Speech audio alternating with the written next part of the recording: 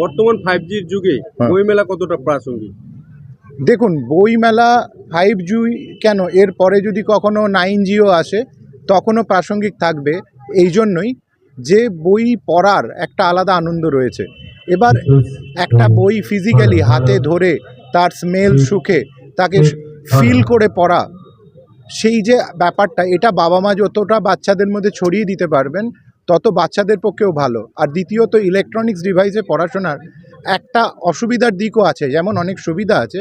সেটা হচ্ছে, মনে করুন আপনি পড়তে পড়তে বারবার বিভিন্ন জায়গা থেকে নোটিফিকেশন পপ আপ করবে আপনার স্ক্রিনের মধ্যে, ফলে আপনার যে অ্যাটেনশন কনসেন্ট্রেশনের লেভেল সেটা বারবার ভেঙে যায়।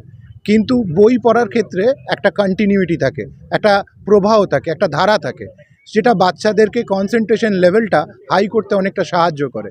আর দ্বিতীয় জিনিস, বইমেলা জিনিসটা, যেখানে শুধু বইয়ের ব্যাপারও নয়, বই মেলা ইটসেলফ, যে লেখকরা এখানে রয়েছেন, প্রকাশকরা এখানে আসবেন, এই যে তাদের সঙ্গে পাঠকদের ডাইরেক্ট ইন্টারাকশন হওয়ার একটা স্কোপ, যেটা ভার্চুয়াল মিডিয়াতে কোথাও এতটা সম্ভব হয়ে ওঠে না, এই রিচটা সম্ভব হয়ে ওঠে না।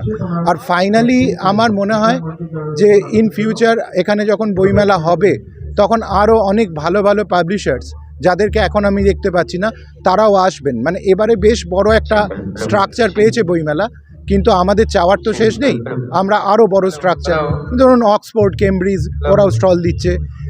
আমাদের মতো সাবজেক্ট ইংলিশ, আমার ধরুন আমাদের ডিপার্টমেন্টের ছেলে মেয়েদেরও একটু আনন্দ পাবে আরও বেশি করে। এটাই আমাদের আবেদন বইমেলা কমিটির কাছে। আপনার নাম? আমার নাম কাঞ্চন রায়, আমি ইংরেজি বিভাগের অধ্যাপক, ইসলামপুর কলেজ। ধন্যবাদ।